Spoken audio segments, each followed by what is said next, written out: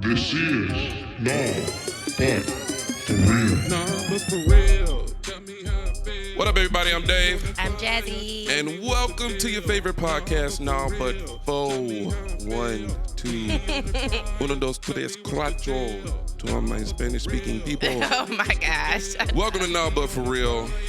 The podcast where we talk about any and everything, introspection, or just life in general, or we just be talking to be talking. Yes, sir. So yeah, Nels, how are you? I'm good. I am well. I slept good. No complaints. Yeah. How about you? Had a good week? I did have a good week. I mean, it was okay. It was the same old same. Nothing too exciting.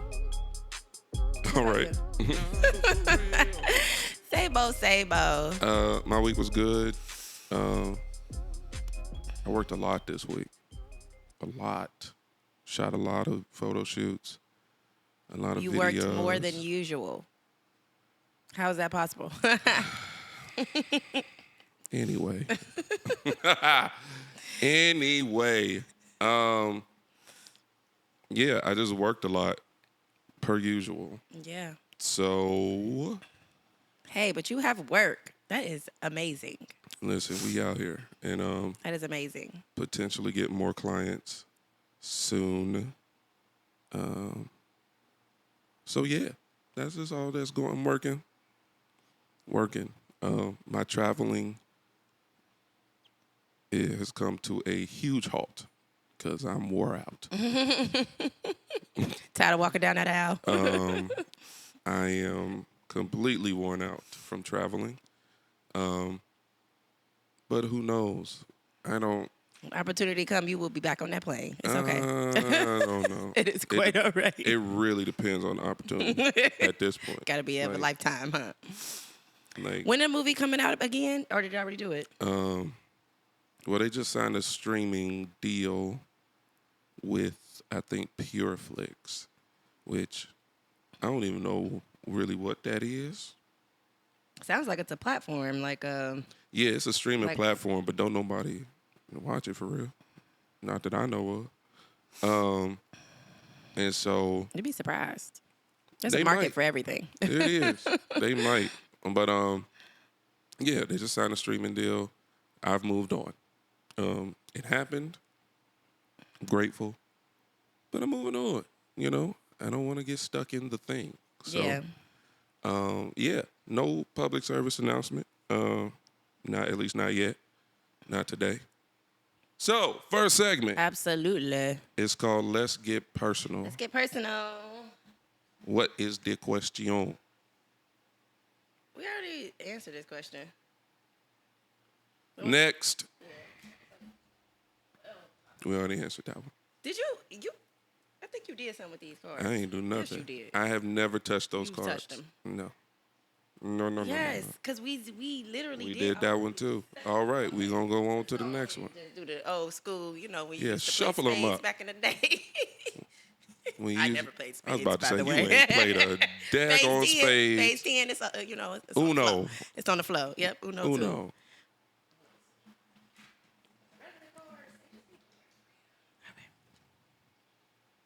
Aw. So, who hurt you? Ooh wee. What have you done to heal? Wow. Whoa. Yeah. Wouldn't We just expect getting that. right to it, huh? Let me sip my coffee. Who hurt me? Guess it could be anyone. Doesn't have to be a romantic relationship. No. I've spoken on this before. I'll say it again. My dad and our relationship was not good. And it was one of those things where, because he is a pastor and all these other, and he also had a full-time job, there were moments he would say he would be there and he wasn't. And so, like, I remember there was a particular time he showed up, but it was like really sketchy. Like, I had just graduated college. We was actually at the graduation, and my dad and I were not talking. We didn't talk for like 6 months. And graduation was coming up, and my sister texted him and was like, "Hey, are you going to Dave's graduation?" And his first response was, "Well, what time is it over?" Because I have a it's our church anniversary or something like that. I don't know. And for me, it was just like, I am graduating college. Yeah. It's a huge deal. Yeah. Why is that your first response? Yeah. And so he showed up. It was awkward as ever. However, though, it took a lot of truth. It took, because him and I went out to eat, and we had a tough conversation. And he said some things that he was honest about. And, you know, he shared with me, he said, one thing that I wish I would have done more when you were little was spend more time with you. And we was at like Red Lobster, and I literally was this close to like just crying forever. Because you Yeah. don't know Yeah. that you're looking for these Right. responses and things. Because I had just forgiven him. Like, I moved on. Yeah. If I never get an apology, it is what it is. But he apologized. Yeah. And yeah, he said, I wish I was there for you and taught you some things at a younger age. But Did you stop yourself from crying? Yeah, I do. I ain't gonna even sit here and lie. Oh. I do. Most times. But my dad and I's relationship now is great. Yeah. Like, that's my guy. We hang out. He wants to see us every day. Like, my sister and I, the grandkids. And he had a health scare. And I think that's kind of what pushed him into this, you know, my years left on this earth are fewer than they were before. Yeah. So, Everything is highlighted now. All the important things. everything is like, So. you know, he's just making more of an effort now. So it's great. That's my guy. And so we've healed. We've had the hard discussions. And that's what it takes for, you know, have healthy relationships and growing relationships. So you feel like that's what y'all have done to heal, or what you've done to heal was just pretty much pursue the relationship? Yeah, we, because I always wanted a relationship with my dad. Like, always. Of course, as you should. A dope relationship, right? And so I never let what he did or did not do stop me from pursuing that, because it's what I wanted. Yeah. And so a lot of forgiveness, a lot of grace, a lot of truth. And then sometimes it was just one of those, like, we ain't talking for 6 months. Like, that's just what it is right now. And so, yeah, you know, we good now. What about you? I'm going to say myself, okay? I can sit here and name some people 100%. It's probably 1,000 people that hurt me.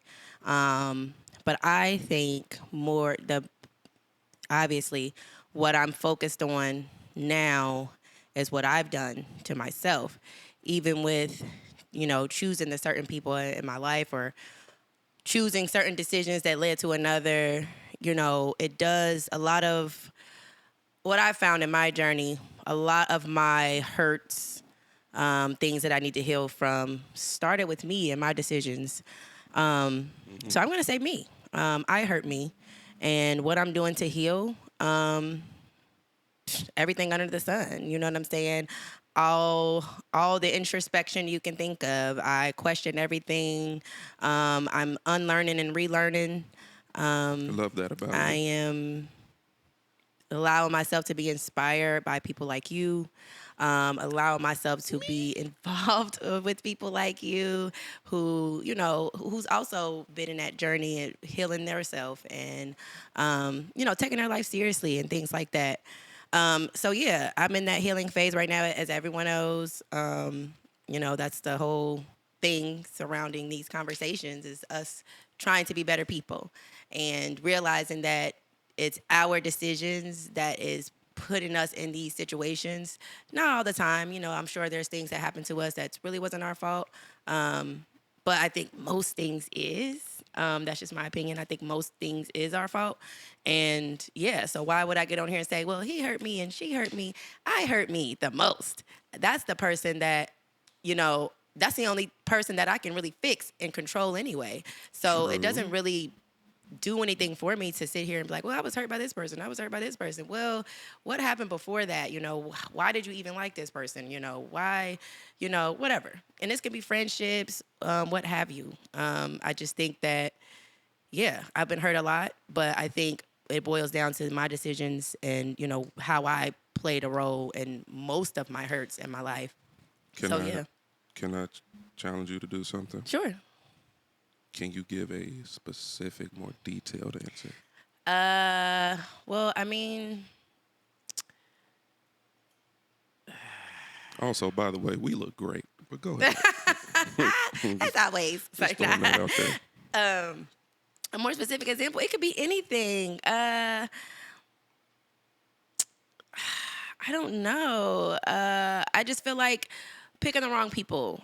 Picking the wrong people to share a life with, looking at the wrong things, not really taking care of me like I should. I can be hurting myself by going to McDonald's and eating McDonald's, or skipping the gym, drinking alcohol.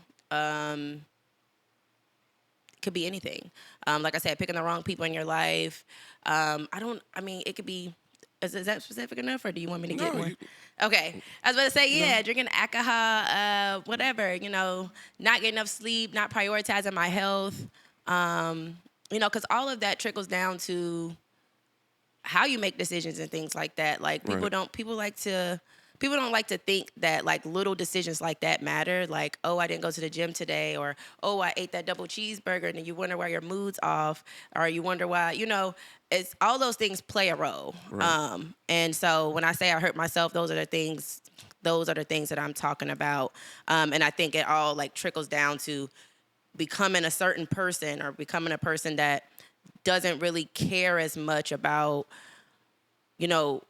who I choose, and you're not really thinking things like that. You know what I'm saying? Like, if your health is not in the forefront of your mind, of course you're going to be around someone that's not healthy, because you're not thinking about being healthy. You're not pursuing health. So yeah, I don't know if that suffice. Yeah. Again, what am I doing to heal? All of the above. Like, what am I not doing to heal would be a better question. Right. So yeah. Well, good. Great. All right, so this next segment is called Let's Keep It Real. Okay. What are we keeping it real about today? We talking about love today, Dave. Just love and love languages. languages. Love languages. Oh, my Lord. We love languages, but why not dissect the love languages and just start off with the love part, Because I think it's a good topic. Ooh. I know that's right. Oh, okay. Right. That's what we doing today? All right. Man. That's what we doing. Because I think we misconstrue love a lot. I think love is portrayed all various crazy kind of ways. Maybe not the way that we think we're portraying it. And I don't know. I think a lot of us may think we love people and we don't, or we may think that we are being loved by somebody and we're not. We talked about that already in the Love and Religion episode. We broke down love as far as how God looks at it, or how he defines it. Right. Which I feel like most people don't go by, live by that with the love thing. So I wanted to kind of go a little bit deeper into it. Of course, we have our definitions, which I just took a picture of the Google definitions. It's a bunch. An intense feeling of deep affection, a feeling of deep romantic or sexual attachment to someone, affectionate greetings conveyed to someone on one's behalf, a personified figure of love, often represented as Cupid, a great interest and pleasure in something, a person or thing that one loves. Okay. And so that's the noun definition. But of course, you have the verb, which is to feel deep affection for someone, feel a deep romantic or sexual attachment to someone, or like or enjoy very much. And I wanted to break down like the difference of noun and a verb because it's like, I think the verb is more important than the noun.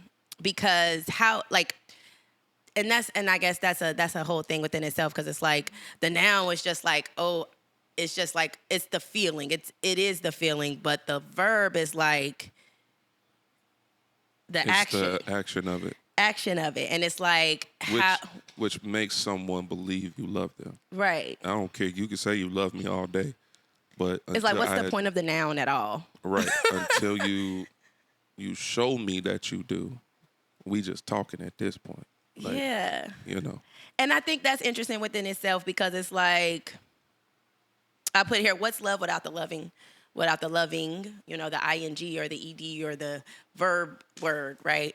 Dang, I forget, what the heck was I going with that? I would just say, okay, so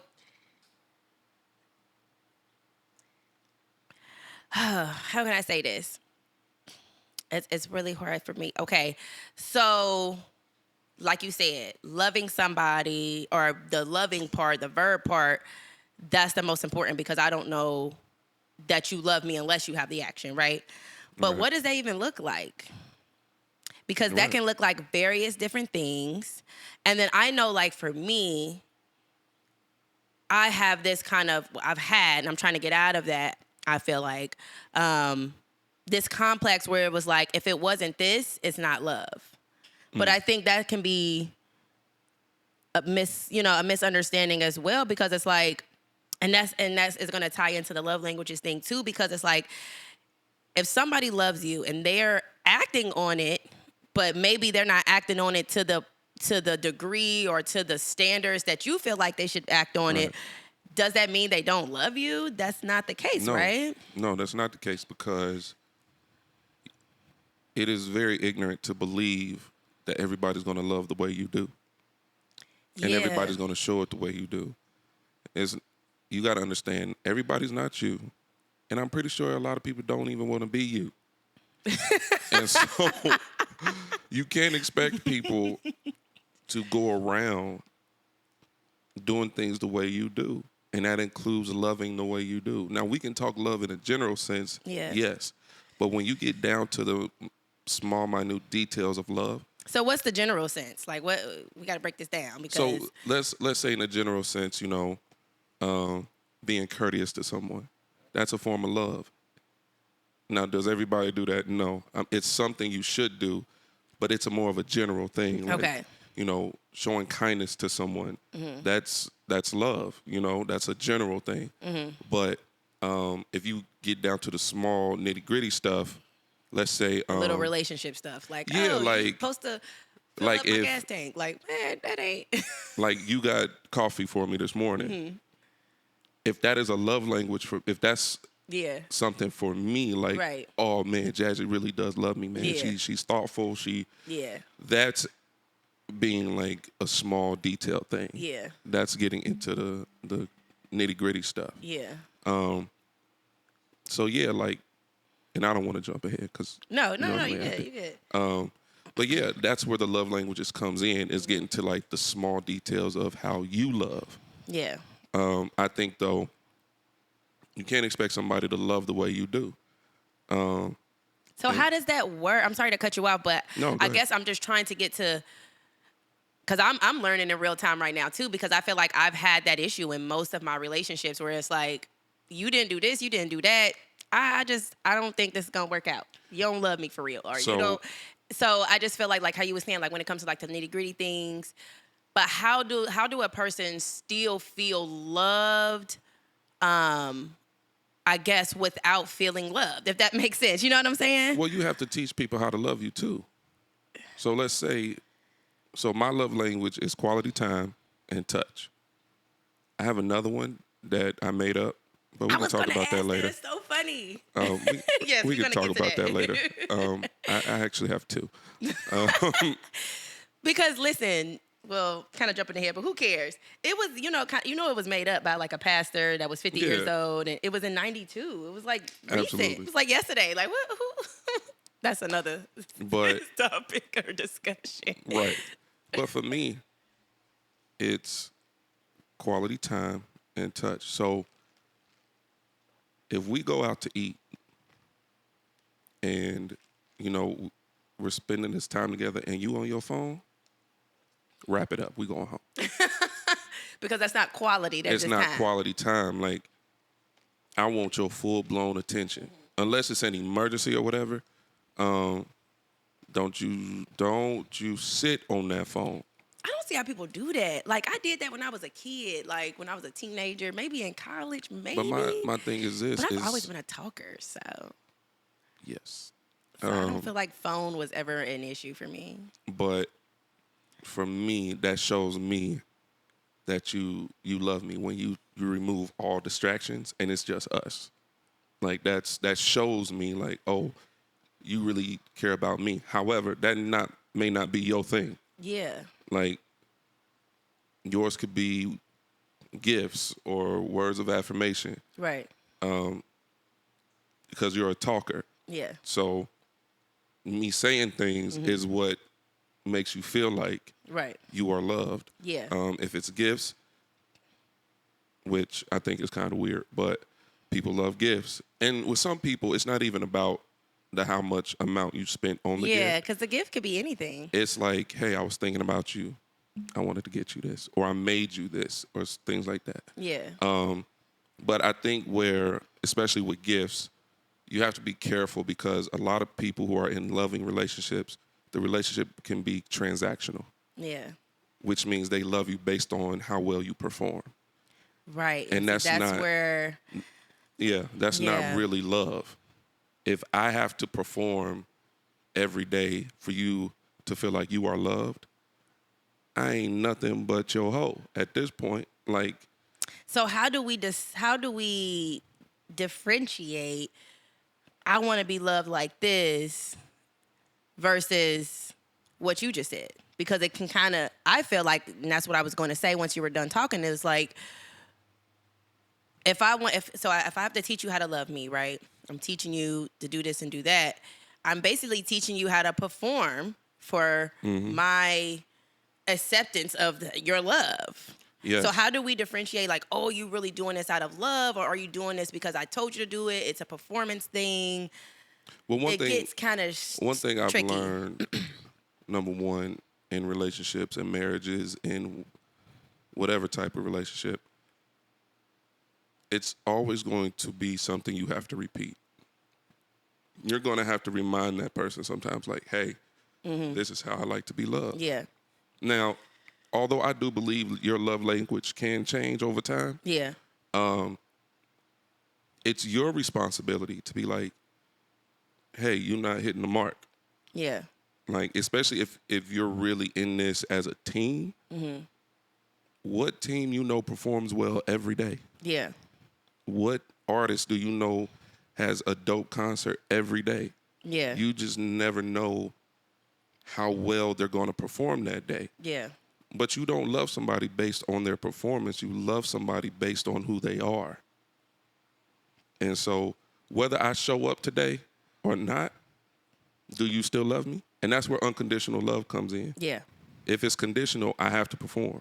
Right. If it's unconditional, if I don't show up to the performance today because I'm tired, I'm wore out, I done been at work all day, and I'm tired, don't hold that against me, Yeah, But there's always tomorrow. yeah, And that even goes into the, giving 100 and giving 100 or 50-50 or whatever y'all believe. yeah, It ain't going to always be 100 and 100. yeah.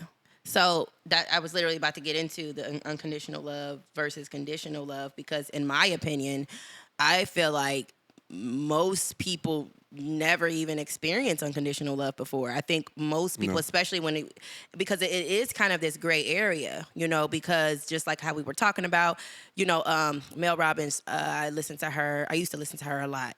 And she had said something like, just because you love me doesn't mean I feel loved by you, right? So that Right. goes into Yeah. that, what we were just talking about. Like, yeah, I need to be loved this way. I need to be loved this way. Otherwise, I don't feel loved. But I feel like that's a gray area when it comes to unconditional love and conditional love, because it seems like I have to have this to feel loved, or to feel like I want to be in. I guess when I'm thinking about unconditional love and conditional love, I'm thinking about my forever person versus somebody that's just there. Yeah. So I'm glad you said that, because now we need to break this down between men and women. It gets so complicated, love, man. It's just It's a lot. honestly though, I don't think it's that complicated once you really like break this thing down and you really know what unconditional love is. One, Do you feel like do you feel like people experience unconditional love? I feel like relationships are I based think on it conditions. depends. Then it's not love. Then That's what I have too. I have is 'cause conditional conditions love mean- even love at all? conditions mean it's based on how well you perform. But when you're talking about being loved a certain way, Right. And if I don't show up every single time in that certain way, Okay. does it mean I still don't love you? right, that part. And you have to come to the reality of they not gonna show up in that way all Yes. the time. Okay, that makes sense. That makes complete sense. But For what I sure. was gonna say, if we Yeah. we need to break this love thing down between men and women. Men don't need love. We actually not? don't want it, Why not? because I'm gonna put it this way: men need respect more than they do love. We translate respect as love, though. If you respect me, I know you love me. Okay. What women need, though, y'all need love Yes. all day. We need all the definitions. all We day, need every the day. feelings. Y'all need the feeling. Y'all need the noun, verb, the pronoun, the adverb, the adjective, all of it. Yes. Y'all need love, Yes. but men need respect. Okay. What If does I respect know look you, like? if I know you respect me, I know you love me. Now, you ask, what does respect look like? It can look different to any man. However, I'm going to talk in a general sense. If we are in a committed relationship and I say, hey, in this household, this is how this is going to go, and you choose to go a different way, Yeah. disrespect number one. Yeah. Because as the head of this household, if I'm the leader Yeah. and I'm going in this direction and you got an attitude because you just, well, I don't want to, that's disrespect. Yeah. Number two, I don't care how often we fight. I don't care how much we argue. You're not going to call me out my name. Yeah. Disrespect. Number two. Also, like I said, I'm talking in a general sense. Yeah. However, though, fellas, we have a responsibility as the head of the household, as the leaders of our homes, to make sure the vision is clear, Yeah. to make sure where we're going, it all makes sense, to make sure she feels free to ask you specific questions about what the vision is and break the vision down. And it's going to get annoying. However, what women want is safety. They want that security. Do I Yeah. trust you enough to lead this family? Yeah. And you can't get mad at her if your vision is not clear. Right. Now, don't get me wrong. This is where faith plays a huge role. Sometimes I got the vision. I don't see the whole thing, though. Right. I need you to don't believe in me, believe in God, because He's the one who gave me the vision. Right. So I need you to trust God with me. I mean, we've gotten this far, and we've been all right. Yeah. But now the vision is taking us in a different direction. Come in it with me. Jump Yeah. in with me. So when it comes to respect, I think I struggle with that 100% as far as like, oh, I respect you. Because I feel like I don't know if that's innate or if that's like natural. Like how women will say, well, as soon as I get a what do they call them? Alpha male, whatever it's Yeah. called.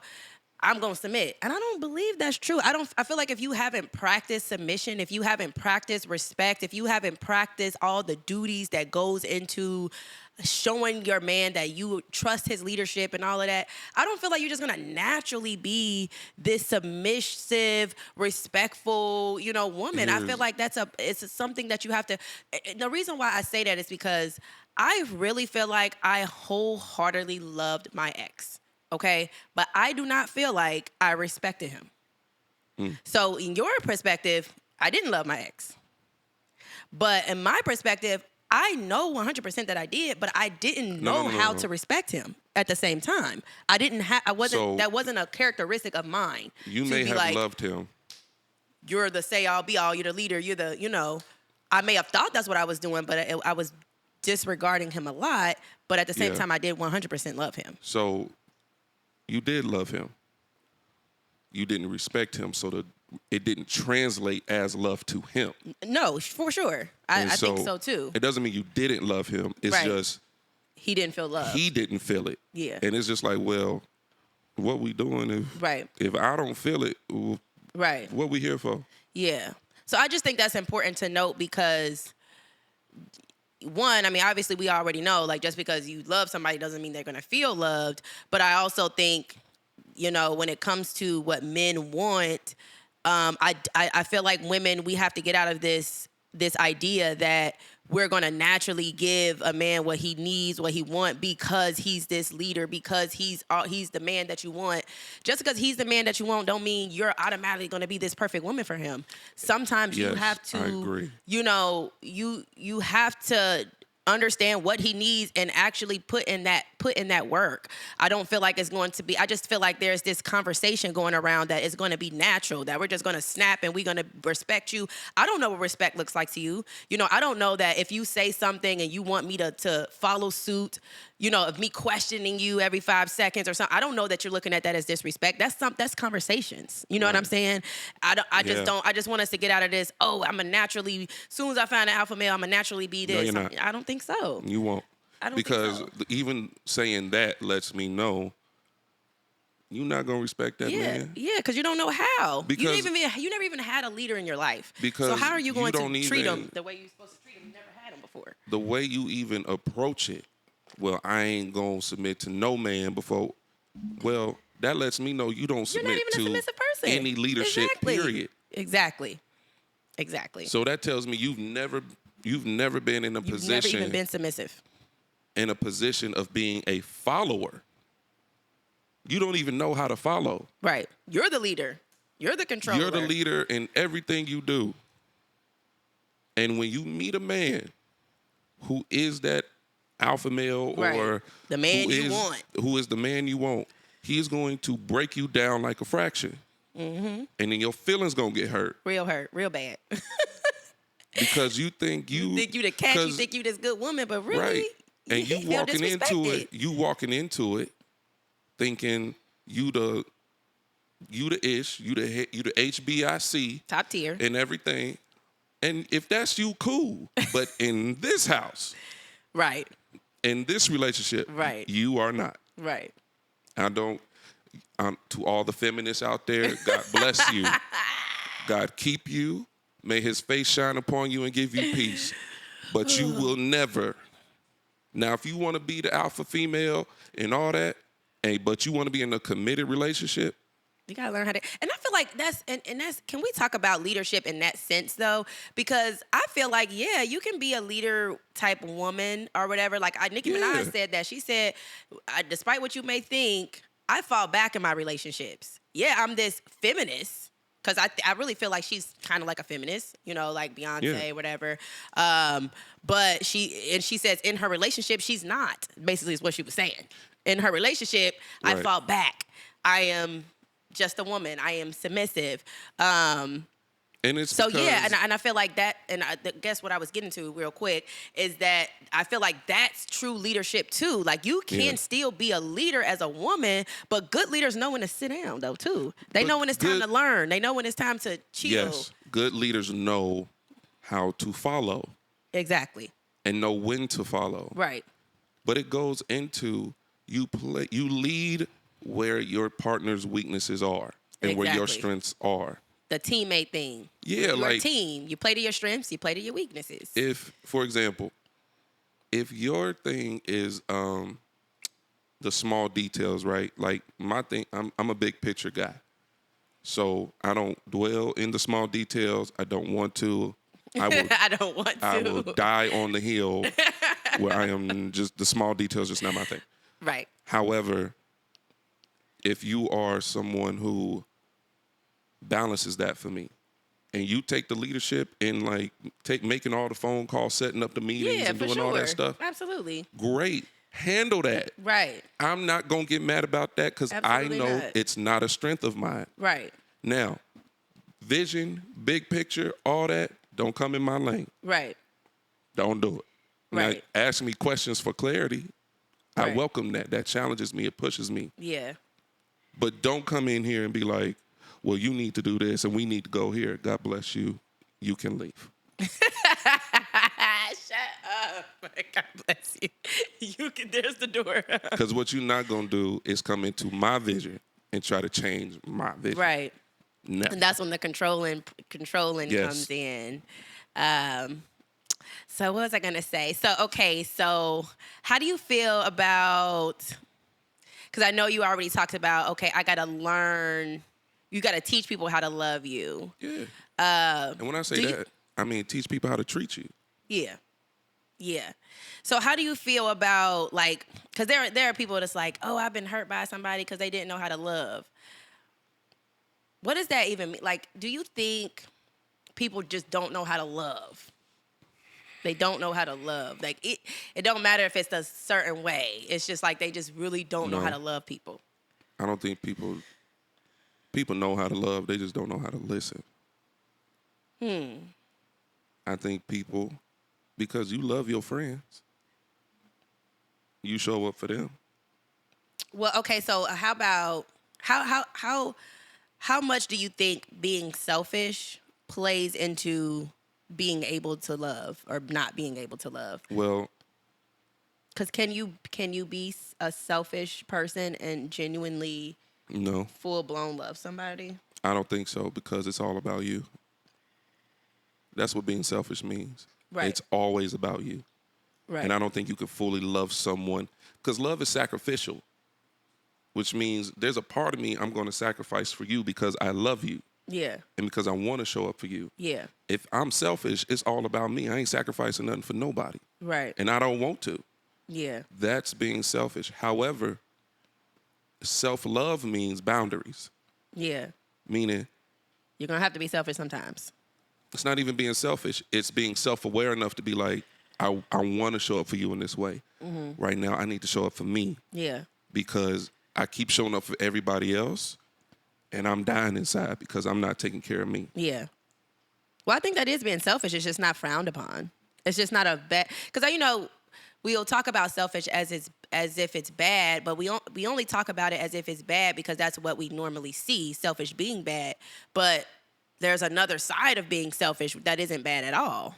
Because I think that's part of the reason why we have people who do all of these things for everybody else and they don't do them for themselves because it's looked bad when you're selfish, when you're taking care of yourself and you're having to tell someone no. You're having to, oh, you need that from me. I can't give that to you. And most people, And that's that's the looked thing, at though. as a bad thing. So And it I'm is. going to make sure I'm showing up for everybody because I don't want to look like a bad person. But what you call selfish, I call self-love. I'm But sorry. okay, so what's the difference? Let's look at selfish. Let's look at the definition. Because even if it's self-love, lacking consideration for others, concerned chiefly with one's own personal profit or pleasure. I don't know what chiefly means. but lacking consideration for others. So I can see how that's frowned upon. But sometimes you cannot consider other people, and it's not a bad thing. But that's the thing, though. I am considering you by showing up for me because you think I'm going to show up in a way that I cannot show up in. Above all. Chiefly Like- means above all. Like I physically, So I come first. emotionally, I set up these boundaries simply because I do love you and I want to show up for you when I can. Yeah. But if you expect me to show up every day, which goes back to Yeah. the performance part, if you expect me to show up every day, that's not real life. It's not realistic. Possible. It's not realistic at all. At all. So yeah, I mean, I thought that was I think we can agree to disagree about the selfish thing. I think, like I said, selfishness is looked at as a bad thing, like in our world, but it's really not. I think it's only, there's this thing in only in moderation, or you know what I mean? Like there's always a time and a place to be a certain way. It doesn't mean that, because I used to have this complex, like if I do something and somebody try to make that a part of my character, that used to like piss me off, because it's like, because I'm being selfish for this whole month of July. If I decide to be selfish for the whole month of July, but every other month in the year I was not, I am not a selfish person. You can't call me selfish because I'm deciding to be selfish for a point of time in my life. Even though most of my life, You showing up I'm for being the yourself. opposite. So when I say there's nothing wrong with being selfish, that's what I mean. It's all perspective. It's all like, is that really their character, or is it just something they're choosing at this point in time? You know what I'm saying? That tells me that the relationship is transactional. If I choose to take this month for me, and you feel some type of way because I'm taking care of me, Right. that tells me it's transactional. Right. It's based on how well I perform and how much I show up for you. Yeah. If that's the case, the relationship wasn't real to begin with. Yeah. And most people confuse that. Yeah. I'm not going to show up every day. So there's this theory that I think it was a guy on another podcast. I want to say it was Cruise Season. I don't know if you come across Cruise Season podcast. Girl, No. you know I ain't got time to watch a lot of this stuff. Well, I reposted a lot, but yeah. So Cruise Season, I think it was one of them that said it. Basically, he was pointing out, and I think it goes along with what we were just talking about, how men sometimes, and I don't know, women may do it too, but how men a lot of times will approach a relationship and start off a relationship doing things they're not able to be consistent with doing. And I'm only saying this because he feels like a man should never do that, because now you're training this woman to believe, okay, yeah, this is how you're going to be. So when you do go off and you got to make these decisions to do what you need to do for you, yeah, she's feeling like you switching up on her. So she has no idea that she doesn't know how to take it. You know what I'm saying? Because it's like, are you not interested as much as you were? I don't know how this, because you was just, for the whole first year of our relationship, you was right on, like we was living our best lives, and I didn't never, and so now we have this space, we have this distance, we have this time away from each other, which is completely healthy, but I'm looking at it like you're kind of falling off, you're not doing the same things you used to do, you're not calling me on your lunch break anymore, you're not, just little things like that. I guess I'm gonna ask you, like, as a man, do you think that makes sense, that theory makes sense, to kind of not be this perfect, like, I'm going to spend all of my time with you, I'm going to call you every chance that I get, we're going to always talk, we're going to always do this, we're going to have this routine because it's all about us, we're in the honeymoon stage, but I know that I am a hard worker and I have dreams and goals, and I'm not going to be able to keep this up.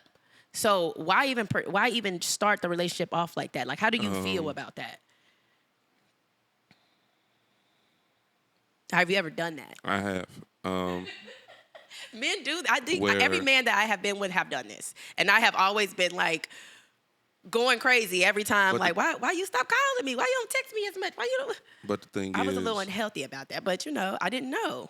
for me personally, and you know this, my plate is normally full. Yeah, It doesn't mean that I'm taking away from those that I love. It's just I am trying to figure out a way how everyone can feel seen and feel heard and feel loved. However, I've made the mistake of making it all about this person before. And then all of a sudden, it's like, well, also, I matter. yes, I matter. I matter, and I also need to provide for myself. I got to go to work. Also, I'm not the guy who wants to talk on the phone all day, every day. So Yeah. it's like, it's So do you not feel going like, to happen. just real quick, so do you feel like with your attitude, you're not the type of person talking on the phone every day. Do you think it's possible that a man that feels that way but may start off the relationship like he is that person? like he is that person. However, Should he? he's probably doesn't have a lot going on. Like, Or they do. They just put it on hold. but then time comes. The time is gonna come. That honeymoon phase is gonna end, and you're gonna be like, yeah, we could talk, or I can go handle this, Right. and I can come talk to you. Like, this is what I hate about cell phones today. Oh, here to come the old school Dave. Give us the game. Back in the day, Right. when you Phone left call. the house, you couldn't talk. That probably was way You healthier. could not talk to Yeah. each other. So when you came home, you ate dinner together, couldn't and y'all even have talked, the and you talked expectations. about your day. Yeah. Now, 2 seconds after I leave the house, you calling and texting me. Sending you a meme. Like, we don't give each other enough time to miss each other. The moment something happened, I got a call. It's Right. and it's not even an emergency. It's just like, I left the toothpaste off you're calling me about that, really? Right. Like, I get it. I love this digital era we in. I thrive in it. I love it. However, that does not mean I want to hear from you all day. Because now when I come home, you know how you're going to feel? He don't want to talk to me. Because I've talked to you already all day. What is there to talk about? We've been talking from the time I left the house. Talk about. So it's not gonna matter whether we talked all day or not. We've talked since I've left the house, and now that I'm home and I ain't got nothing to tell me about your day. You already know what happened today. We've been talking It's all like day. you were there. So back to my question, Dave. I need you to answer it. Get off my nerves. Okay, great. Right, that's you. Shut up. Oh my God. Okay. Should a man pursue a woman in a way that he is not going to No. be able to be consistent with her? No. So he should start off the relationship exactly how he knows But he's going to not be. going to. Women not? don't even do that. We don't. I don't know. Hell no. I feel like I'd be consistent. No. Consistent with my toxicity and all. It's all See? gonna start. It's gonna start off like that. It's gonna end that way. But my point Phone, is, you can't expect this person to be the same person all the time. 10 years from now, and I don't know what life gonna look like. I mean, think this, that's true. this thunder need to chill. I'm sick of it. You ruined my audio. Simmer. Shut up. Yeah, I didn't even think about the audio thing. But what the heck was I gonna say? Dang. Sorry.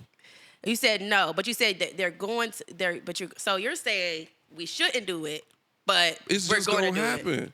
It's the honeymoon phase for a So reason. basically, there's no change in that. There's only change in the perspective of it.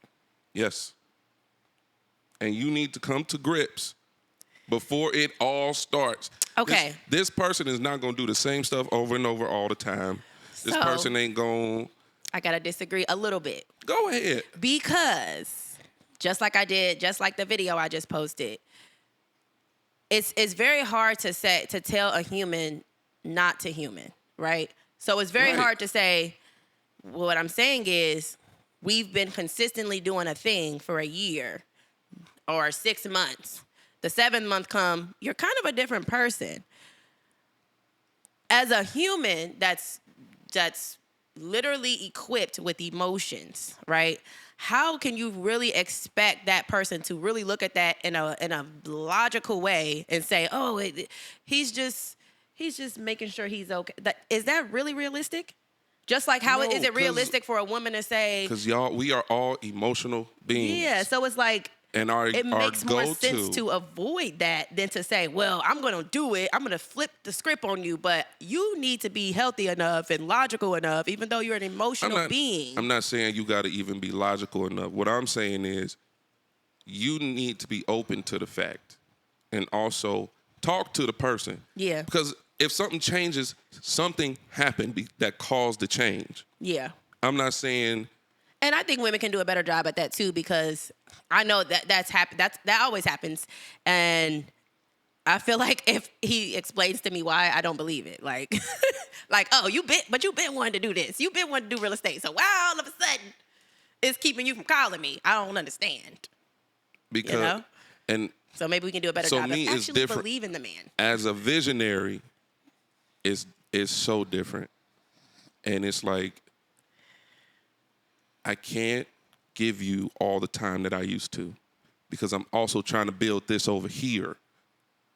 And I'm also trying to leave a legacy for my children and my children's children. That way, all my black kids ain't got to work for no white person ever in their life. That is what I'm trying to build. Yeah. And they ain't got to work for nobody but themselves. That's what I'm trying to build. Yeah. However, you cannot be the person who thinks I need to spend all my time with you because if I do, I can't build this. Yeah. Now, what I'm asking you to do is show grace, show respect. Come in this thing with me. Yeah. Let's build this thing together. Yeah. Involve yourself. Involve yourself in a very respectful manner.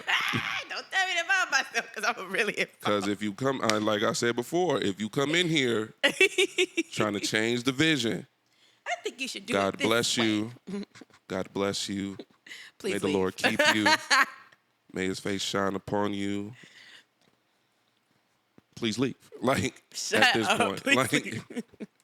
like, you're not going to change my vision. What you can do is ask clarifying questions. How are we going to build this thing? If I don't even know the how, help me with the how. Yeah. So I want to circle back to unconditional love real quick. If I love you unconditionally and we're married, why would divorce happen?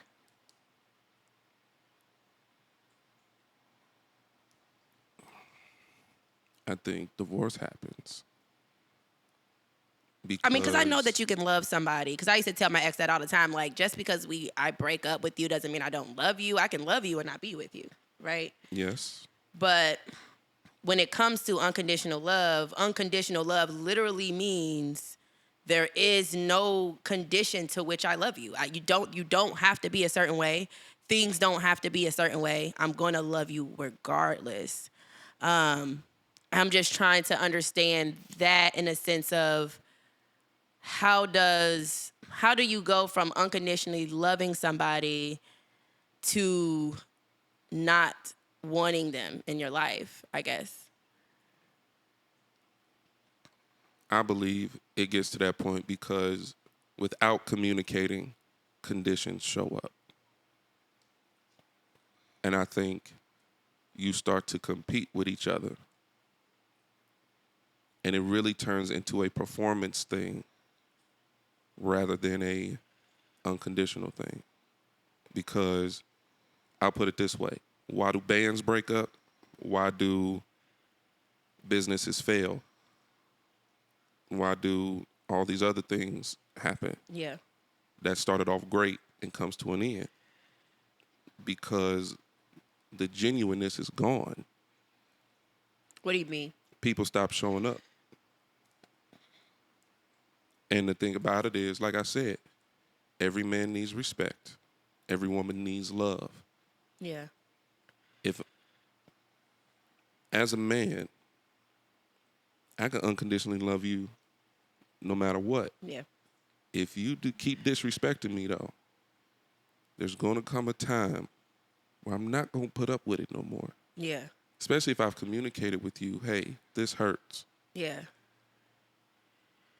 And you keep stabbing me in the back, keep disrespecting me, at some point it's going to get, I need to make a decision for me. Yeah. Because So it's I like I guess- said before, I unconditionally love you, but I Yeah. unconditionally love me too. Right. And I can unconditionally love you and not be with you. Yeah. Yeah. But I think divorce happens because people stop showing up. And it becomes more performance based rather than I want to show up for you. Yeah.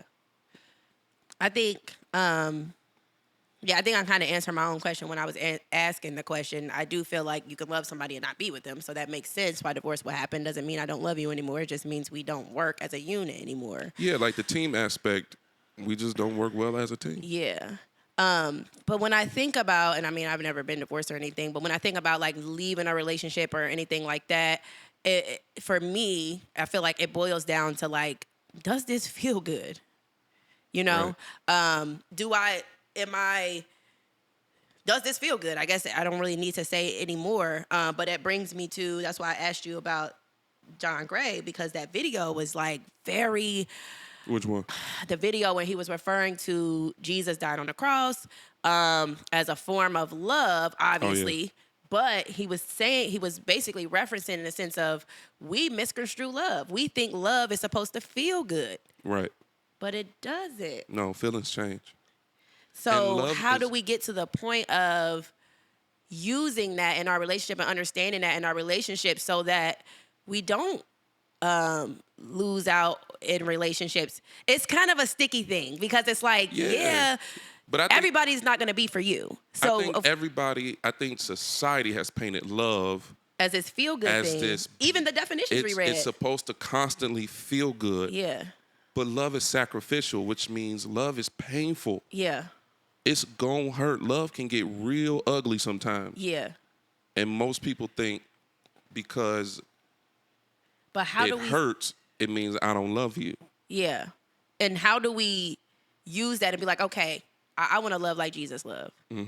I don't think that it probably ever gets to that point, but I'm going to always strive for that, Yeah, right? that's always the goal. So if that's what I'm striving for, how do I make sure I'm happy in a relationship? I'm not, how do I make sure I'm not giving up on a relationship too soon, or you know what I mean? Like, couldn't it be a gray area there? Because it's like, oh, I'm unconditionally loving you. I understand that love can be painful. I'm in pain, so I gotta be okay with that because I know this is how love works.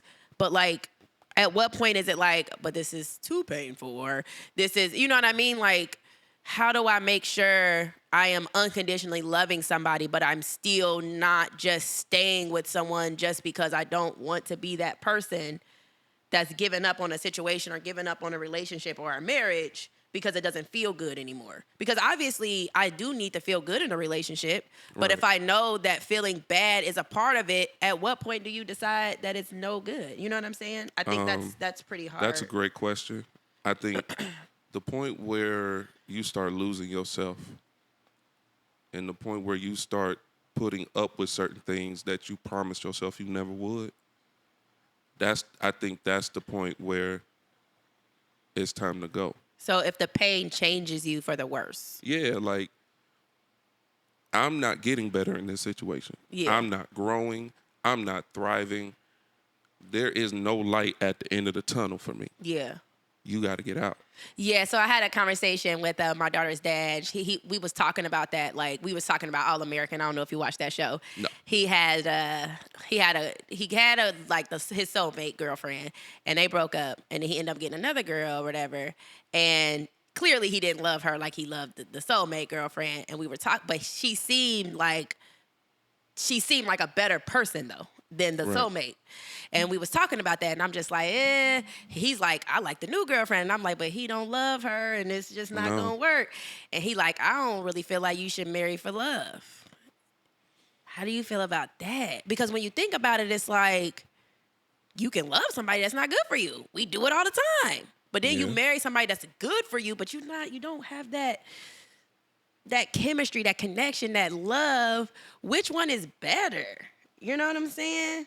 That's great. Like that's the messed up part about life to me is being able, and that's the thing too, and that's one of the best parts about being in introspection mode, because it's like, why are you so in love and infatuated with somebody that don't make you better anyway? That's an issue within yourself, I feel like, a little bit. Because, and we talked about this, I think in one of them last episodes recently. Most times we focus on what's missing more than what we already have. So the reason we love somebody who may not necessarily be good for us, because they hit that one thing we're missing Yeah.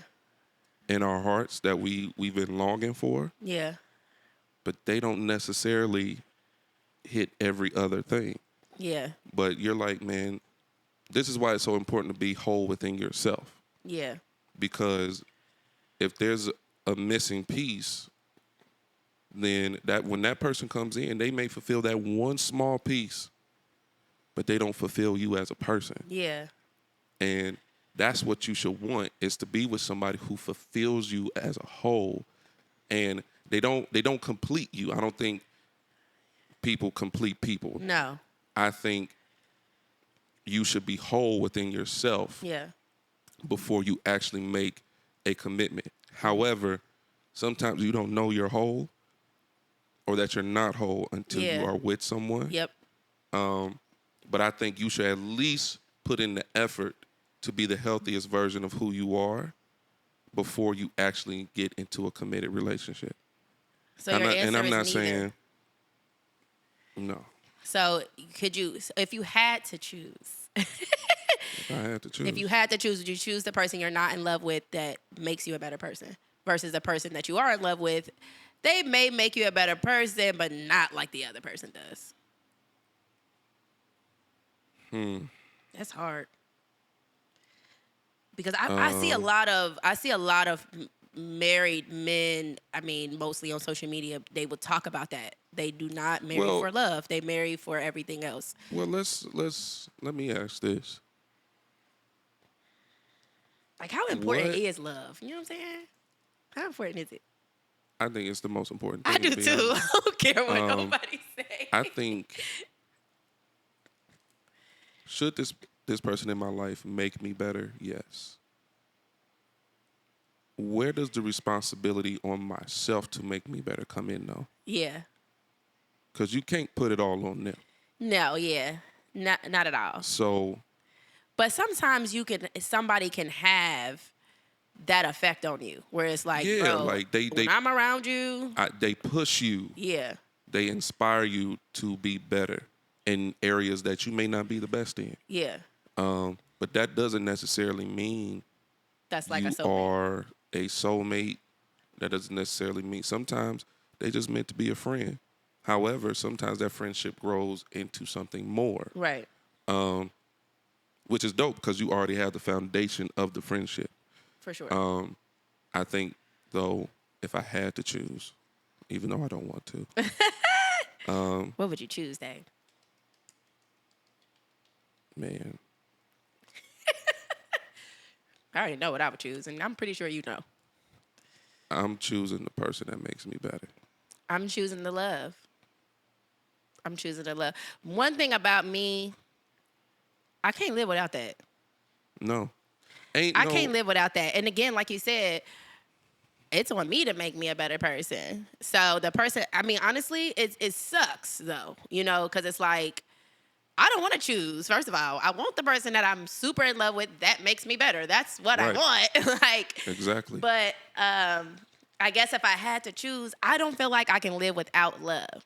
Can I live without No. a person that doesn't push me to the extent that I would like them to? Yeah, because I can be that person. I remember when I was I had a mentor when I first got into real estate, and he was just like, yeah, I'm so sick of people getting on here and having these excuses like, I don't have anybody to support me or push me. And he was just like, bro, you supposed to be that for yourself. Right. I don't want to hear that you don't have anybody. You have you. Right. So that stuck with me. You know what I'm saying? So me choosing a person because they push me versus choosing a person that I literally feel like I can't live without Right. is just, the feelings to me are not comparable. You know what I'm saying? But I do respect people that feel like, you know what, that's the most important thing to me. Love is like, it's a feeling. It changes. It has all of these things that go with it. So why is that the most important thing? I respect that. I respect that 100%. I get it. You know, you want the person that's going to make you better. You feel like that's who you're supposed to be with. But that's the thing. All that is wrapped in love. If you don't make me better, you probably really don't love me for real. If you don't push me or challenge me. Yeah. But I think that's just people's personalities, though. Yeah. That You know, too. some people just have that personality where it's like when you around them, it's like they bring that energy where it's like I'm striving to be my best self, and because you're striving to be your best self, people are drawn to that. You know what I'm saying? Even though they might be a bump on a log most of their life, but when they around you, they think about what they want out of life. They're thinking about, you know what I'm saying? And some people are just super attracted to that, where they just kind of like, and it's not even you. It's not an effort thing, I feel like. You know what I'm saying? Like, even if I was taking me and you as an example, I don't feel like you're just like, I don't feel like you wake up in the morning and be like, oh, I want to push Jazzy today. I think you're just being Dave, and that's what it does. You know what I'm saying? So, yeah, I don't know. I think I kind of just said the same thing over and over. But, yeah, I just feel like, I don't know. You know what I'm saying? Like, both is needed, I feel like. But for me, it's definitely the love thing. But like I said, I definitely respect a person that just feel like they thrive around this person, and they just the love part, the super crazy chemistry connection isn't as important to everyone, you know, as it is to me. But you should want to be with somebody, and like I said, all this is wrapped in love. We building something that pushes you to who want to build with them. Y'all want to build something together. Y'all want to create this dynasty, this empire. Yeah. Something that outlives you. Yeah. Together. It's not a competition. It ain't none of that. But to say like, well, I don't marry for love. Yes, you do. It just shows up differently, or you just got a different word for it. But the big umbrella is love. What falls under that is how you perceive it. Yeah. So you do get married for love. It's just, like I said, you call it something else.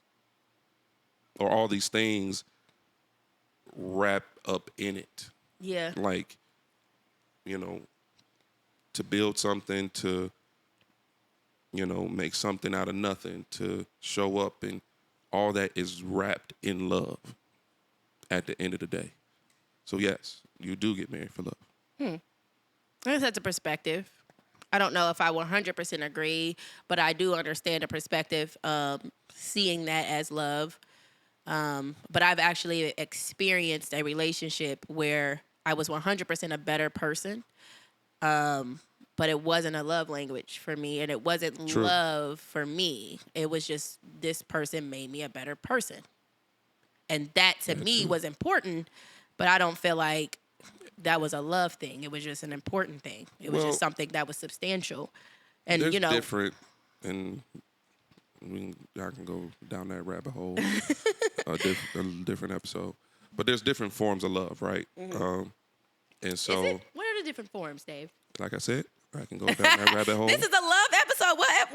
What other episode you gonna put it on? So, like, we only got a few more things to talk about. like biblically, I think there's like there's philos love. There's like you getting going there, huh? it's like different forms of love that people give to certain people.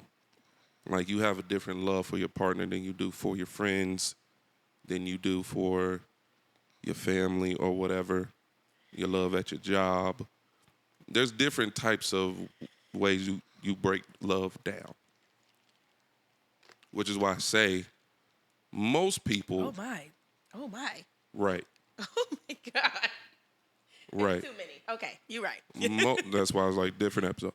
Most people don't even know that they're talking in a certain form of love when they say, well, I don't marry for love. I marry for this, this, this, and this.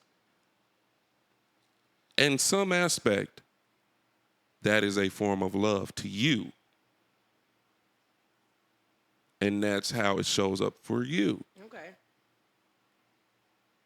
It may not be the same for somebody else, but that's why I say it's wrapped up in love. You've just broken it down for it to be these certain things. Because if they don't reach these certain things, which goes back to the love languages, you don't feel the love. Yeah, but we talked about love as being, in a general sense, love is just this feeling, right? And we talk about unconditional love and conditional love, but if I'm using the fact that you make me a better person as a form of love, then that's a conditional love on steroids. Like, you know what I mean? It's because it's just like, oh, down. Because if I'm using that as a form of love, that's a condition. That's like something that you have to do now. You know what I'm saying? To make me a better person. Yeah. So you have to do that. Otherwise, so soon as that goes down the drain, That's if what we got? That's if I expect you to do that. However, I can't put all that on you. I want to be a better person for me. So I can't expect you. But if that's the reason you are attracted to that person, That too. I mean, then yes. You know, that part is that really love though? Or is that just you just liking this thing, No, this I mean, characteristic about a person? You could like somebody's character, but not True. love them. That is very true. And you can marry them because they're a great There is a person. huge difference between loving somebody and liking somebody. Yeah. I think that's another reason why I think a lot of people get divorced. Like, they don't like you like that. They love you, but they do not like you. I do not like your personality. They do not like your ways. I don't like your characteristics. They don't like the person you've turned into. Yeah. And it's just like, and a lot of that happens in a lot of marriages. Like who I married and who you are now, Because and it's not to say people don't change. People are going to change. However, who you've turned into, and don't like that person because you've changed for the worse. Do you think that I can walk into a relationship like, I really need A, B, and C to feel loved, but then realize I don't need that? I'm cool with what you're giving me. And I don't. Is it a deal breaker to get exactly what you want, to not get exactly what you want, but you're still getting love though? Or do you? A form of, yeah. Yeah. Do you have to? Do you have to be loved the way you want to be loved? Can the way you feel love change from how you're loved? Does that make sense? Yeah. So, because it goes back to that was my question. Because can love languages change? I think so. Because there's going to come a point in time where maybe quality time ain't my thing. Maybe I don't want you to touch me as much. Like, who knows? But I think in this part, whatever chapter you and I in my story you walk in on, yeah. yes, I need that form of love. Yeah. I need that quality time. I need to be touched. So, real quick, if say somebody walk into your life and they love you in a way you have never been loved before, and now it's like, I need this. So when I say, well, can the way you feel love change from how you're loved? So can you get into a situation and think, oh, I want to be loved this way, but this person just blows it out of the park, does something completely different, but it's like something you need. You didn't know you needed. I think that also goes back to the honeymoon phase, right? Like, the way this person loves me is different than what I felt. It's foreign to me. And for some people, change excites you. You know, it's something new, something fresh. Something new gets old after a while. So does that mean once it's old to you, is this relationship null and void? Like, is it over? Ooh, I got a better question. Like, do you just hang it up and be like, that was fun while it lasted, you know, and then you back to the actual you that knows how you really feel loved? Mm-hmm. But I think that's just an aspect, right? It can be a honeymoon thing, but it could just be some. So you could be, because I know I've literally been in relationships with Ben where it's just one in particular actually that kind of set a standard for me a little bit. You know what I'm saying? So it's like, I may have felt like love was like this, but then I met this man and he was just like, whoa. I didn't even know I wasn't being loved for real. Or I don't even, like, so when I say, and I guess that's going to go into the next question. Like, for me to answer that question, I 100% believe somebody can come into your life, love you differently than you expect to be loved, and now you like that type of love. Now you like those actions, and it doesn't have to be a honeymoon thing. It can just, this person can just be a certain person and does certain things from their personality. That's something they're going to maintain. Or maybe it's you did have that type of love before, but it's been so long since you received it.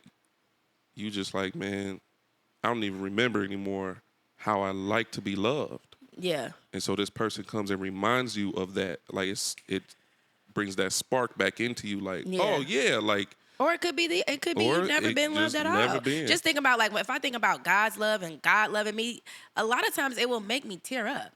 You know what I'm saying? Because it's like, wow, like how do you love me? I don't understand. You know what I'm saying? And I don't know. I don't think a man can make me feel like that, but I feel like it could be in that sense where it's like, bro, you really love every inch of me. How? And it's like, you know, I don't feel like I could bring that to the table myself, where it's like, oh, I like to be loved this way. But I feel like certain people might be able to bring a certain way of love to you that you've never experienced. And now, like, your view is different. Right. You know what I'm saying? And that brings me to my next question. How do you even know how you like to be loved? Where does that come from? Doesn't it kind of have to come from being loved? Yeah.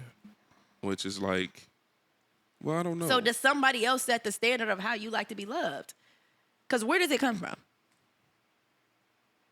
I think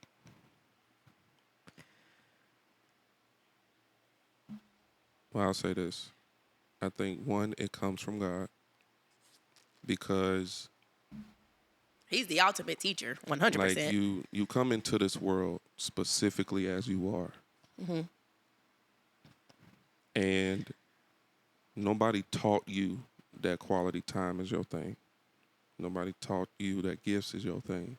Now, is that? However, do you feel like that's for everybody, or you feel like you really can be taught that? It may be like indirectly. It's not like directly, like you like quality time, so let's spend time together. Or is it this person want to spend a lot of time with you? You kind of feel the same way. Now it's a standard when you go into your next relationships, right? To do that. I think it shows up how you were raised. Like, that's a good answer. But that's why I think, like, dang, like, can it change? Because it's like. But if you were raised bad, if you were raised without love, it should change. But that's what I'm saying. It's like, if you don't have the foundation of it to where it's truly taught to you, because you really don't even, if you don't really know yourself and nobody taught you who you are, you really don't know how you like to be loved until you're in it. Right. Which is why I think, you know, a lot of people go through a lot of, you know, dating phases and things like that. They're trying to find out how they like to be loved. Mm-hmm. And there's nothing wrong with that. But it starts within yourself. Yeah, and it absolutely starts within yourself. And I think we skip that part, most of us. I think we jump into, we want to be affirmed by someone else and not affirm ourselves. And if you're not careful, the way you like to be loved will be taught to you by somebody who was never meant for you anyway. And never loved you. And never really loved you. So you don't even really know if this is how you truly like to be loved. Exactly. It's just very foreign to you. True. That love languages even exist. So you're going through life trying to figure out, like, is quality time my thing? Yeah. Is it not? Things like that. So, I mean, man, it could be different for everybody. I think, though, in a general sense. Where does your preference of how you like to be loved come from? You said how you were raised. It can and I think that's a very, very good answer. And I agree. I wasn't going to say that at first. I like I said, I feel like it goes back to your previous relationships. But even before your previous relationship, you had an idea of how you wanted to be loved. Yeah. And so it had to come from your parents. it had to come from your parents, aunts, uncles, somebody who you were around as a child. Your first encounter with love was Was your parents, whoever some- raised you. Whoever raised you. And so, and most parents can see, most parents can tell, like, okay, this child likes to be alone. right. Let This them sit in their child, room. this child is always asking for a gift, or this child is always close to me. Like Yep. they need that time, that quality time. And most parents can see it.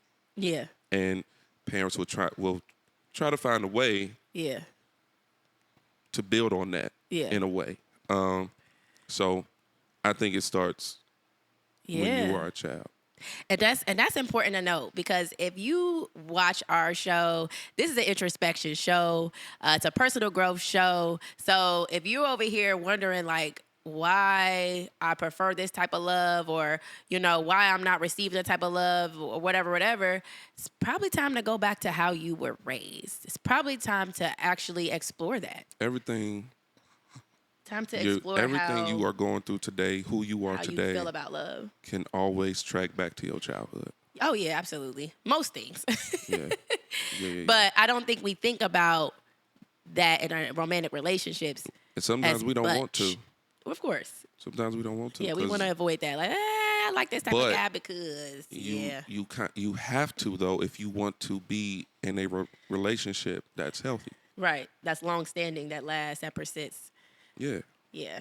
But however, your partner has to create an environment of trust Yeah. and safety where that can happen. Yeah. Yeah. So I think, I don't know. That was good about love. Very important things to know and to consider and think about when we're thinking about love. Again, I feel like we misconstrue it a lot. We think the conditional love is really the real love, when really a lot of us never even experience unconditional love, experience somebody really loving you even when you fall short and all of those things. I feel like we're in an era where falling short is like deal breaker. Like, if you ain't serving me, it's a wrap. And it's like, that's not love. No. And I want us to get back to that for sure. I want us to get back to What are loving your- somebody unconditionally, loving somebody even when they fall short. Stick beside them. What are Stick beside 'em. your love languages? That was my next question. Ain't that crazy? You do that every time. Every single time. What are my love language? All of them, okay? It's not, but It okay. is. It really not. is. I want it all. But I would have to say words of affirmation and quality time are probably top two. I don't know why I'm a word person. I think back to my parents, because I feel like I didn't grow up wordy. I think that might have came from a previous relationship, now that I think about it. Where it was like, you got that one person in high school who sent you that long, beautiful message. I don't know. That just I love that. I loved waking up to a good morning, beautiful, get out here and whatever. I don't know. Whatever the words was. I don't know. I love that. And I still love that to this day. Like, please give me some beautiful words. I am a beautiful word person. Like, but I used to also write poetry a lot, which I need to get back to. And that's probably one of the reasons I'm a words to affirmation person too. Because I like words. I think words creates, like I used to love reading more than I like watching TV, because I love words and I love words coming alive and creating this picture. For me to be able to read a page and in my mind, I actually see this scene, this scenery. I actually see, like, it's just like you write a book about this studio. I actually picture the studio. I think that's dope. So I think that's why I'm a words of affirmation person, because I just think it's dope how words come alive in your mind and you really have these detailed images in your mind from these words. I think that's dope. Quality time, I'm a super clingy person. So that could be a bad thing and a good thing, I'm realizing now. But yeah, I don't know if and that might have came from the opposite with my parents. I don't feel like we spent that much quality time. So I think my quality time thing was the more so the absence. Even the words of affirmation, I don't feel like I got a lot of words of affirmation from my parents either. So I think my love languages came from the absence of it. Gotcha. Came from the absence of not getting it. Yeah. So now I need quality time. I need the words of affirmation. The acts of service, gifts, physical touch. I did get those from my parents, so maybe that's why I need. That's why I say I want them all, because I do want all of those things too. And that's the thing too. Are we looking at love languages as like, oh, so you're not that big on gifts, so never buy you gifts? You know what I mean? Like, is that? Right. Are we? I don't feel like that. That's why I say I want them all. But words and quality time is my top two. But I do still want gifts, and I do still want you to cut my grass. Yeah. Like, It's just those particular things is what makes you feel the most loved. For me, is touch and quality time. I'm like, do you, if you can kind of think about why real quick, why you think that is? You go back to parents. I've always go back to previous been like, relationships. I've always been a hugger. Like, I've always. I don't remember you hugging nobody in high school. You was hugging people. Nah, niggas was dirty. We never hugged in high school. You ever hugged me? I think I did. You gave me your book bag, but you didn't hug me. That was an act of service. That was a gift. Maybe. I don't know. Anyway, I think for quality time, I always wanted a big family. Oh. And I always loved the time I had with my family, because we have fun doing whatever. Like, and so That part. I do love family gatherings. Like yeah, like we Thanksgiving. we know how to make anything fun. We laugh at everything. We crack jokes at Yes. anything, at anybody. And so I think that's where the quality time comes from. The touching thing, yeah, I've always been a hugger. Yeah, I don't even know why. It's just, You don't know why now, but I think at some point, I think it's dope to think about that. yeah. To try to connect the dots, because one, I don't think that's the case for me and Dave, but I think one, it can come from a bad situation, like your preference of being loved and like the pressure that we put on our partners to feel loved. A lot of that stuff can come from bad things and toxic things, and Yeah. it's really not a healthy thing. Like my clinginess, I know that I'm not going to be able to 100% be satisfied with being with somebody when it comes to quality time, because I want to spend all of my time with you, but I know that's not possible. And here's my thing, especially being with somebody like me, where my life is headed. Yes. And it's funny because, like, it's quality time, but I'm also an introvert. So it's like, if we gonna spend time with each other, we gotta make the best of it. But being with me, like I said, where my life is headed, you gotta be able to share me and hear me when I say this. You have to be able to share me with the world. What I mean by that is the calling God has put on my life is going to require me to go to different places and travel and stuff like that. Yeah. If you are not safe within yourself enough, and don't get me wrong, I will take you wherever you want to go. Come with me if you can come. However, if I have to go somewhere and you're like holding on to me for dear life, Like we see on the little videos where right? we spent all day when it's time to go, and they just hold on to you. Like, I Right. spent all day with you. How many more hours do you need? It's going to take a All of lot them. of communication, a lot of hard work to be like, listen, this is just how my life is. It doesn't mean I'm leaving you. Doesn't mean I'm taking anything away from you. However, this requires me to be gone for a certain amount of days, weeks, months. We don't know. So I think that's why it to be with a visionary or be with somebody like me, it takes a lot of constant communication, a lot of trust, but also a lot of being safe and okay within yourself. Yeah. Being with me is hard. It just is. And I do my best to make it easy, Yeah. but it's tough because it's Yeah. like, and the worst thing you can do is start feeling like you have to compete with what I'm doing. Yeah. And it's never that. I'm doing this not for just me. It's Yeah. for us. Yeah. So, yeah. But then I also have two other love languages that I found out. Another love language is being self-aware. If you are completely ignorant to who you are, stay away from me, please. I don't have the time. Like, I shouldn't have to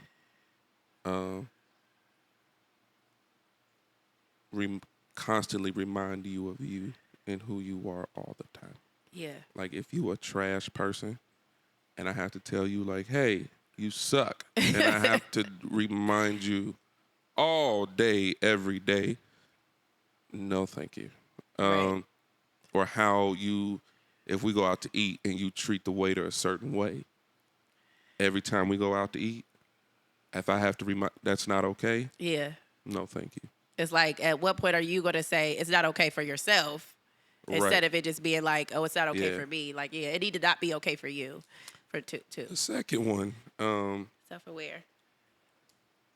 knowing what you want and sticking to it. A lot of people like to go back and forth. I'm not that guy. Yeah. So it's very hard for me to be in a relationship with somebody who iffy all the time. Like, well, I don't know if I want this, or I don't know. Well, what the hell do you know? Right. Like, I don't have, and then you want me to help you figure it out Yeah. when you're not really putting in the effort Yeah. to try to make anything happen. I can't do it. And I get it. I get both sides because I feel like it's easy. It's easy for you to look at it that way because you've always known what you wanted. So you really never experienced not knowing. So of course you're not going to understand completely how it feels to not know. Yeah, I mean, Because you And never I'll- experienced that.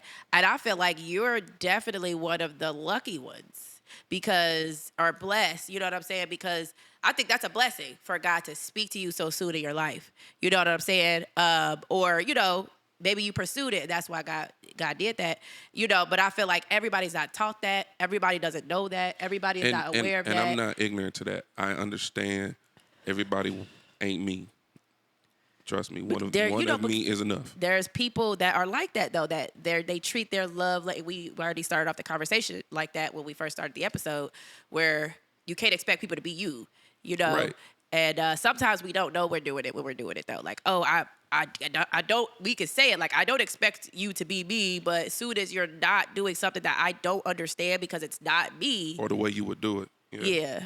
Yeah, I get that. But my thing is, I'm not saying you got to come in knowing. What I'm saying is come in putting in the work to figure it out. Yeah. You can't expect Make some me progress. Make progress, but also have a willingness to put in the work. Yeah. I'm not gonna figure it out for you. Yeah. I'm not. I Because know. then it's not really genuine if you do. Right. Like, I know what I want to do. Like, however, I know there are some things you want to do. Go try stuff out. Like, Yeah. don't be scared to fail. Like, Yeah. go figure out what you like and what you don't. Yeah. Get to know you. Yeah. But if you expect me to stop what I'm doing all the time to help you figure you out, Yeah. I can't do it. Yeah. It's unrealistic. Yeah. It is. And now you mad because I'm over here thriving and you feel like you stuck. Yeah. But you've only stuck because you stopped trying. Yeah. And you rather self-sabotage than just go out and try to figure it out. Yeah. And I think that's most people's comfortability when it comes to striving for the things that they want. Most people are not going to do that. Most people, when we talk about successful people, that is not most people. That is a very small percentage of the population. Yeah. And not even successful people, because success doesn't mean that you're doing what you want to do. You could be looked at as successful on paper, but you're doing the complete opposite of what you want to do. So Right. You know, what I'm talking about, purposeful people who are literally fulfilling their purpose in life. That's probably an even smaller percentage. Right. So that's a hard topic because that's not normal. So when you get into a situation with somebody and you're purposeful, because I had that situation happen with my daughter's dad. He found his purpose, and when I say he expected everybody to do it right after him, it is like, bro, that doesn't work like It that. don't work like that. But I don't think he was needed to do it, but I think he was just so fired up and filled Yeah. with purpose.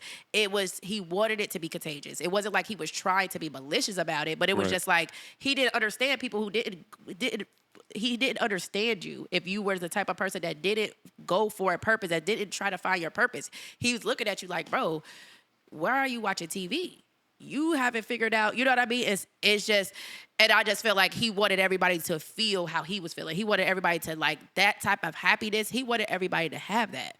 Right. But just like I told him, it doesn't happen like that for everybody. Some people are late bloomers. Like you gotta have grace towards that, and it's a marathon, not a race. Like just because I've known and I figured it out, and I'm doing my best to make it work, that don't mean everybody else is like that. Like that's where the grace comes in. Yeah. Like you're not, but that's also what makes me a visionary and a leader. Yeah. I see it in you, Yeah. so I'm going to do my best to pull it out of you. Yeah. And put you in positions to where you'll thrive. Yeah. That's one of my gifts. Yeah. But to try to make you believe you have to have it figured out now, that's a disservice to you. Yeah. Yeah. It's not going to work like that. If I'm Yeah. a true leader and I see something in you, I'm going to encourage you and try to pull it out of you as much as I can and put you in the right areas, put you in the right meetings, put you in the right positions that will make you thrive. That's what good leaders do. Yeah. I don't want followers. I don't care about them. Followers don't leave you alone. Yeah. What I want is a community of people who want to thrive in life and want to be their best selves. And God has placed me in a position to bring people along to do that. And I Facts. can pour into people. Now, that don't mean just because I'm pouring into people, I'm not getting poured into. Yeah. I got people in my life who's like, Dave, let's do this because I see something in you and I wanted you to thrive in that. Yeah. But the reason I can do it for other people is because somebody's doing it for me. Yeah. Yeah. So to make people believe they have to have it all figured out right now, first of all, nobody in life has it all figured out. Yeah. Or probably ever will. Or probably I ever. think that's the beauty of life a little bit. That's what makes life exciting. That's what makes life dope, is that The not knowing. the not know. I get excited. I'm a risk taker, so not knowing, I love that. Yeah. Because if I knew Like, who knows what's about to happen? if I knew everything, I wouldn't need God. Yeah. Yeah. It would be no reason for faith. Yeah. So I love the fact that I don't know. I get excited about, I don't know what's coming next. Yeah. All I know is I got this right now. I'm going to bust my butt to make it happen. I got these dreams and goals. We going to make this thing happen. Yeah. Some way or another. God going to do his part. I'm going to stay out his way. Yeah. And I'm going to do my part. Yeah. And help others come along with me. Yeah. Well, that's so dope. That's so dope. Yeah, I'm in between. Just I understand both sides, 100%. Yeah. So I get it, just like B. Simone said, she got a lot of backlash. I can't date a 9-to-5er, but that's not what she was saying. She just said she was saying she can't date somebody who's not fulfilling their purpose and is not trying to fulfill their purpose, is not trying to find purpose. She said if you are a 9-to-5er and you love it, you feel like that's your purpose, I can date you. I can't date the 9-to-5er that is unhappy with being a 9-to-5er. I can't date that person. Right. They need to be figuring out how to be happy. They need to be figuring out their purpose. And I 100% respect that, and, she had to fulfill her purpose in order to want that. You know what I'm saying? I just feel like, people who are really, really fulfilling their purpose, sometimes it could be where they're graceful, but sometimes it could be, listen, you need to do this or I'm just not attracted to you. You know what I'm saying? Right. So yeah, I think it's important to know, like, you purpose-driven people out there, you know what I'm saying? Let's have some grace with the people you come across that isn't there yet, isn't where you're at yet. Let's have some grace, you know what I'm saying? Because trying to push it on people it's just not realistic and it's unfair. You know what I'm saying? Right. Because it didn't happen like that for you. So what makes you think it's going to happen like that for your partner? True. So yeah, I mean, that's all I really had on love languages. What, did you have anything else? I know I didn't. But that was a great conversation. That was though. a great conversation. Great As conversation. usual. Per usual. All right.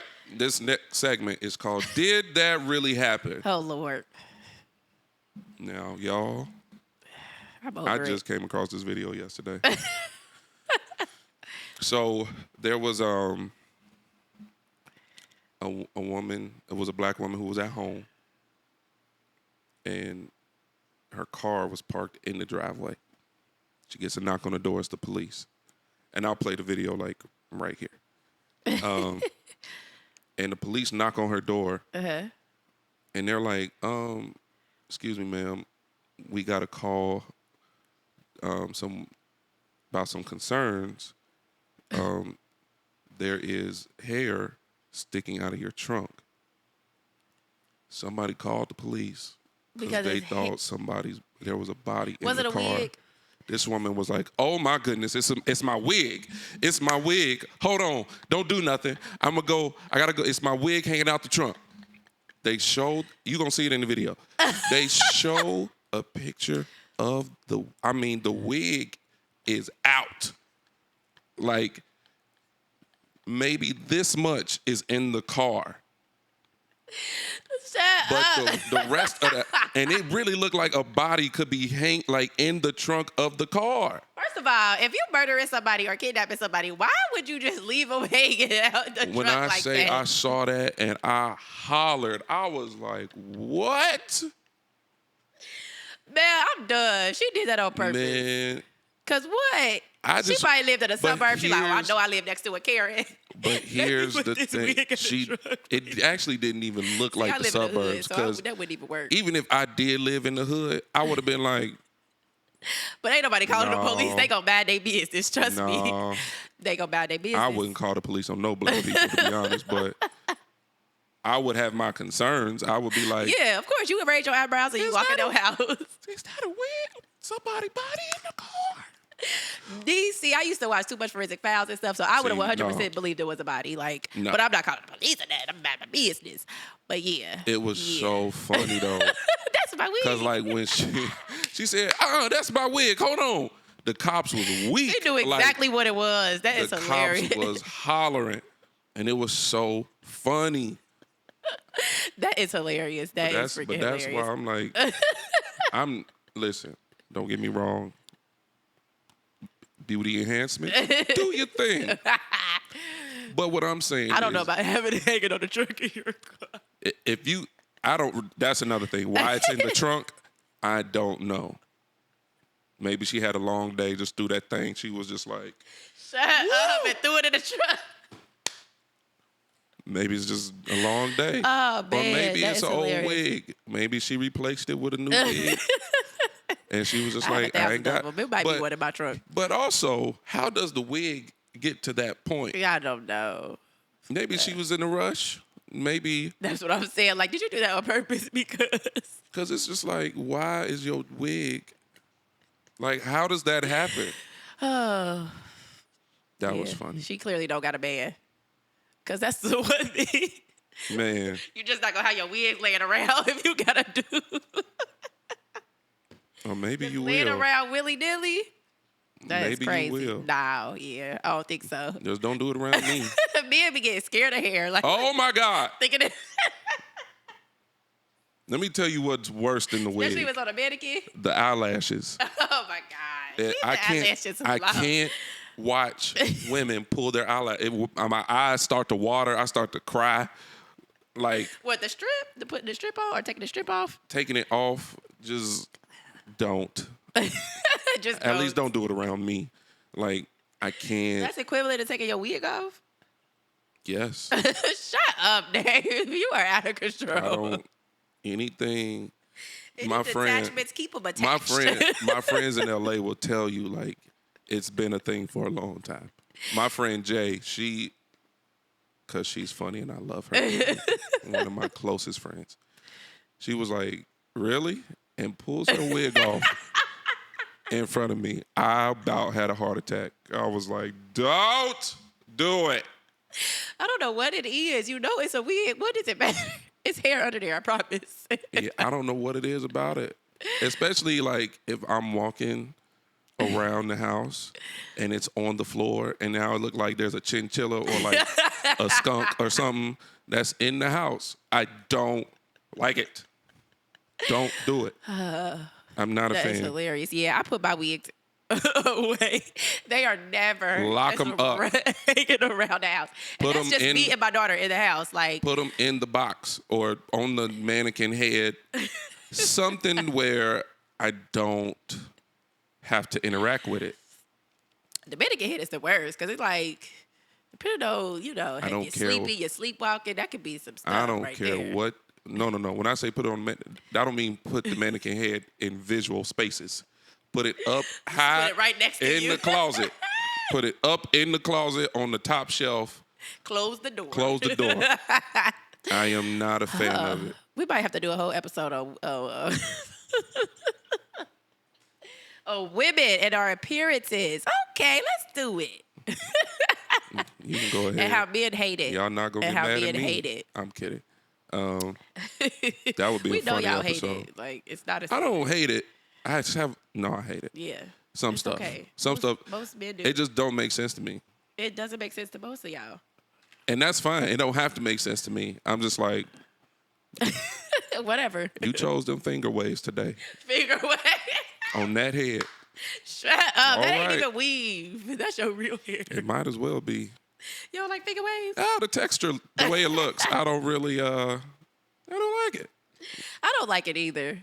I don't like finger waves. It don't really work. Short hair cute, but not finger waves. I don't know.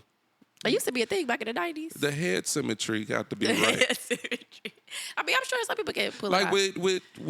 with men, some men with braids, it don't look right on some I men. don't like braids. With I think it's childish. like the moment if balding doesn't run in my family, thank you, sweet Jesus. But if I ever get to here, shaving this bad boy off, we Oh going, my God, you gonna go bald? I am You not. know they got that thing down where you can stick the. No, I ain't getting no surgeries. Why not? I ain't getting no toupees. Damn, I'm trying to picture you If bald. I ever get a receding hairline, It's all going. it's all going. You ain't gonna do the what's the It's too much work. What's the one thing everybody do? The Beijing, where you spray. You ain't never heard of that? Yes, on where it's no hair. No, no. But if it rain or anything, if you sweat, it's gonna Right. come up. Be looking like a demon walking out here. Just black stuff running down my face. No. Hey, that's I go No. bald before I do that now. But if I could get it where it could grow out of my head, but there's people with alopecia and stuff like that. So there are treatments. More power to you. There are treatments. Get the treatment. But see, I don't have alopecia. I don't have none of that. If my hairline ever starts to recede to the point where there's no return, But you could go to where the I'm alopecia going patients go and get the real bald. hair back. I don't care. You're just so old school. You're a I'm going grandpa. bald. I'm not spending money unnecessarily for that. So Yeah, that's probably expensive. So yeah. All right. Thank y'all so much for tuning in. We love y'all. We'll see you on the next episode. We Nah But For Real. Nah But For Real. Tell me how I feel. We on that fire. Tell me what's the deal. Nah But For Real. Tell me how I feel. We on that fire. Tell me what's the deal.